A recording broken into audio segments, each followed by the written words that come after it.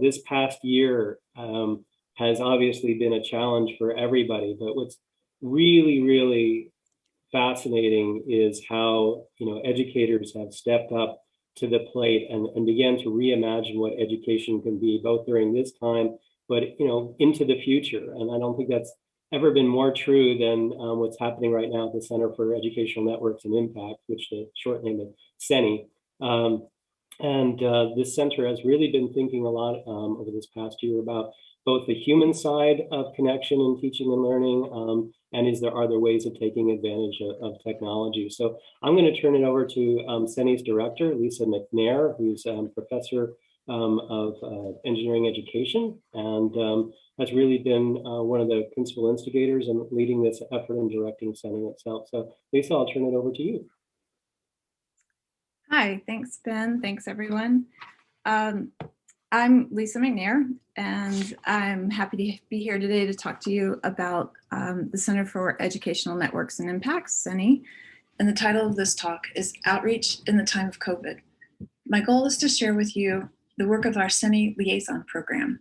And as I do so, I'd like to reflect on where we've been this year, just briefly, show you one example of many ways that we've done outreach, and then look forward.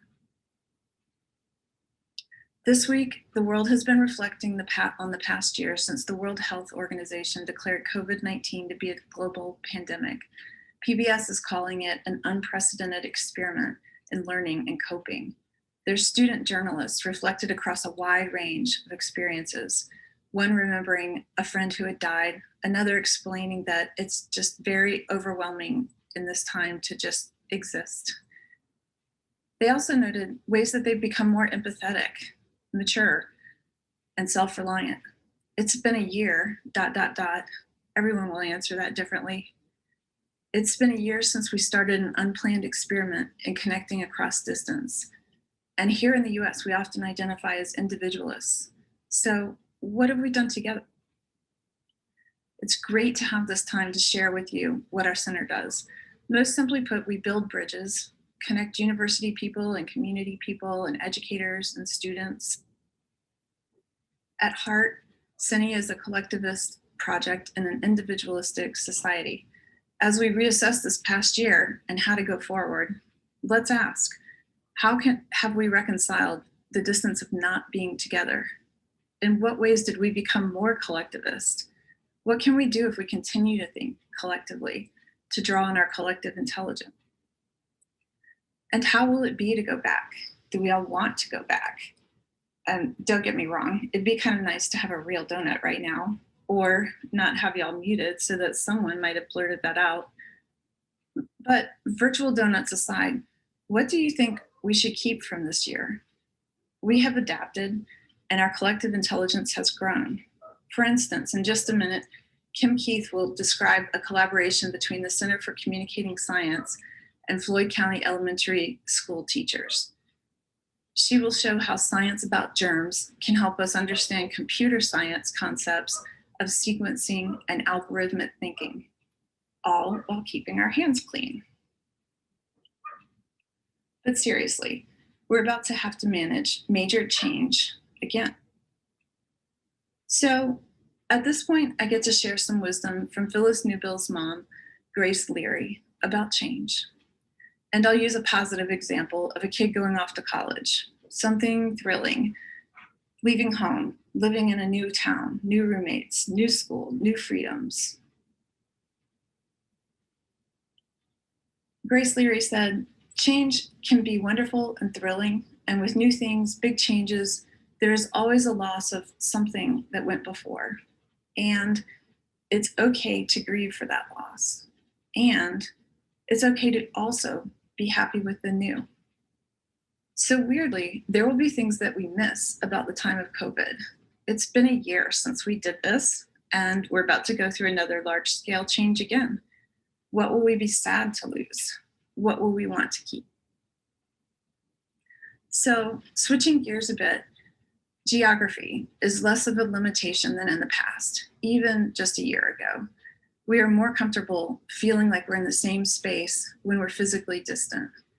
Things that seemed almost impossible, like a weekly meeting between people in Roanoke, Martinsville, Blacksburg, and Alexandria, are now easy to do, with everyone basically putting forth the same effort and getting similar seats at the table. I know we're all Zoom fatigued, and this might not be a popular idea, but do we want to keep some things online?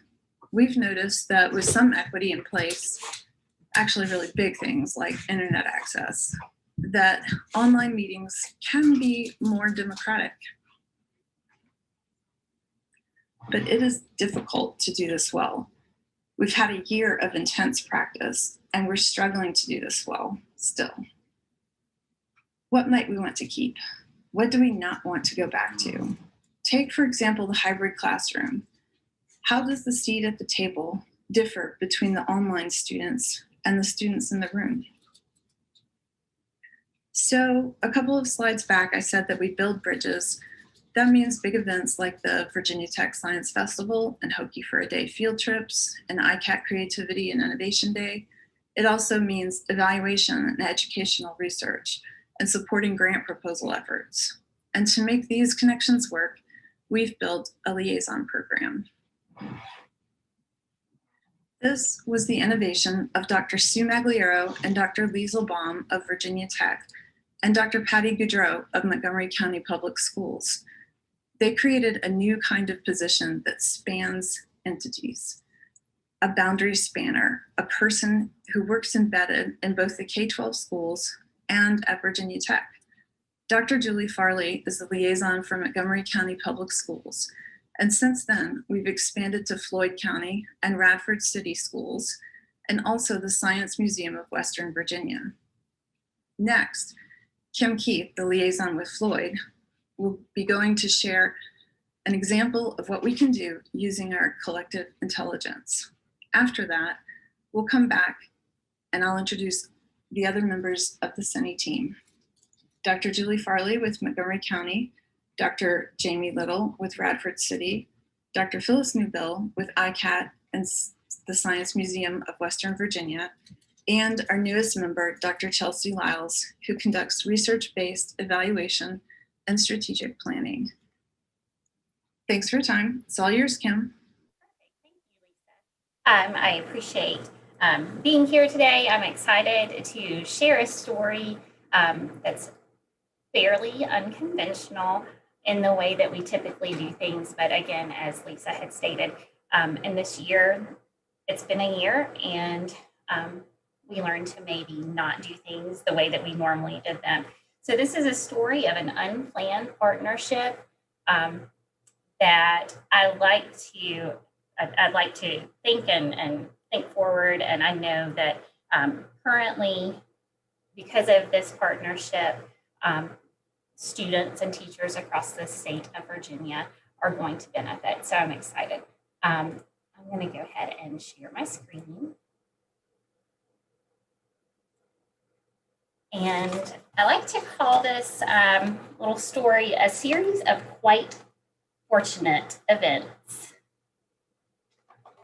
Because again, these are unplanned, and I'm just going to take you through kind of how things rolled out in this particular project. So it all started with an email.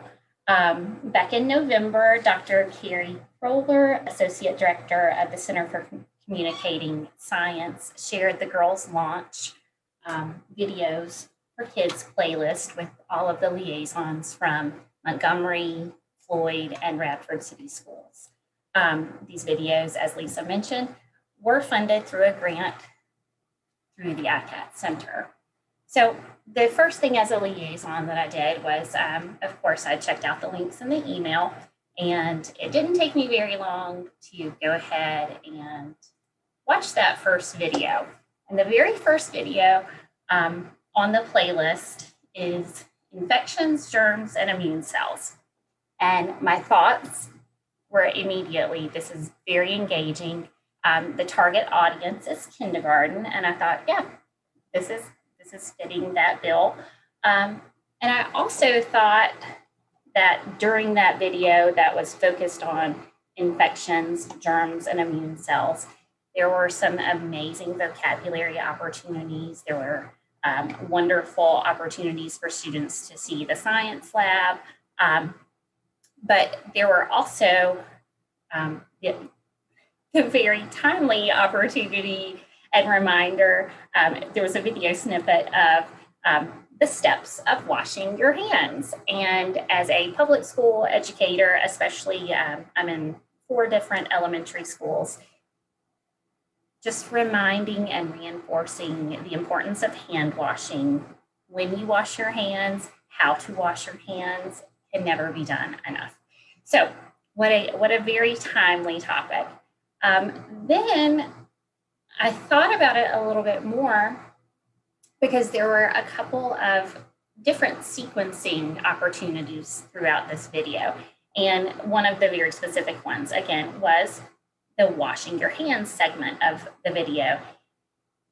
And here in Floyd County, we were a recipient of the Advancing Computer Science and Education grant, which is a 3-year grant. And one of our goals through that grant is to start helping our staff understand computer science better and how to integrate computer science into subjects and bring that to our students. And so we already know that one of the best ways to introduce a concept is to build on prior knowledge and background knowledge. And so washing your hands is absolutely background knowledge. And it's a perfect way to introduce the concept of sequencing, especially to kindergartners. So we definitely, ding ding, saw an opportunity there to maybe combine this with something that we already have a goal in Floyd County. So this led into, I held on to that video and I didn't push it out because I like to have some kind of hook before I push things out, so that way people are getting meaningful things when I send it to them. So I knew we were having an upcoming professional development for our primary teachers. So that's kindergarten, 1st and 2nd grade teachers. And it was a computer science focused professional development. And the title of it was Utilizing Resources for Optimal Outcomes. And so with permission from the Center for Communicating Science, I asked, was it okay to use their video and their resources in our professional development? And of course, they obliged very nicely. So we did a flipped model in that before the actual virtual live professional development, I pushed out on Google Classroom the video Infections, Germs, and Immune Cells, as well as the activity guide. And I asked the teachers to watch the video and check out the activity guide. And then they did a quick reflection on a Google form. And so this is just an example of the quick reflection. Teachers were absolutely able to respond about how they could use this with their class. Very excited, again, to see the opportunity to reinforce hand washing and to start talking about some of the health concepts and the healthy decisions there. But also, it was super exciting that our teachers were able to identify that, yeah, there could be some connections and a segue into computer science. And when they explained the answer, when they said yes, they noted the sequencing of events would be a great lead-in. So very, very excited and very happy that our teachers, recognized, hey, this could be useful as far as not just teaching health advocacy and good decision-making, but also computer science. Even more important, though, when we met virtually live, I won't say face-to-face, so we met virtually live, and we posed this question to our teachers. What takeaways may our students gain from using the video other than the content and the CS skills already stated. So not just the germs, immune cells, hand washing, computer science, what else did this video have to offer?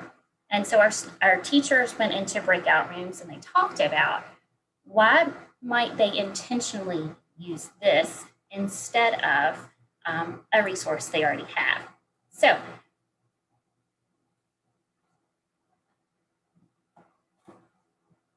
these were the results of that. Some of my favorites, you know what? This is a real, not animated video. We have brown women in science. They're rocking it. What important science positions. And, you know, I think the center one really sums everything up. I loved how she was showing herself in the lab using the tools. I think kids would love that. I also think she's an example of a woman of color, so promoting diversity in scientific career opportunities. From this point, we went ahead and started adding the resources to the Go Open Virginia Open Educational, Go Open Virginia OER. And so now our resources are available to teachers across the Commonwealth. So we have the resources from the students at the Center for Communicating Science. And then we also have the resources that are summarizing how to work this in with your computer science. So my main objective here is to encourage people to utilize your resources, which in my case, it all started with an email. Utilize your resources of liaisons and share those materials. And this is just a quick timeline of our process. So, and you can see that, again, this was a quick, very impactful, but unplanned story of very fortunate events. Back to you, Lisa. Thank you, Kim, and thanks to the team for being backstage with me here in the Zoom room. I'm going to introduce the team now, starting with Dr. Jamie Little of Radford City Public Schools, Ms. Kim Keith, Floyd County Public Schools, Dr. Julie Farley, Montgomery County Public Schools, Dr. Chelsea Lyles, CENI Postdoctoral Associate for Outreach, Evaluation, and Engagement, Dr. Phyllis Newbill, Outreach and Engagement Coordinator for CENI and ICAT, and the Virginia Tech Liaison to the Science Museum of Western Virginia. And I'm Dr. Lisa McNair, Director for the Center for Educational Networks and Impacts and Professor in the Department of Engineering Education. Thanks very much, everyone. And we're open for questions if there's any time left. I think we have time for one question or so. My name is George Hardebeck. I'm the facilities manager for ICAT, and I'm moderating today. Thank you for your presentation. Kim, I had a question for you. Someone asked how the hand washing video was made, who made it, and why? I believe the girls' launch hand washing video just incorporated another video that was already available, and so they used a snippet from that section. Okay. That's great. And I have a personal question. Can you make my Playdate slides? Your presentation was so beautifully composed. Since we are running short on time, I think we're going to wrap it up there. ICAT really wants to thank this team for coming here today and thank all of you for watching. Thanks, everyone.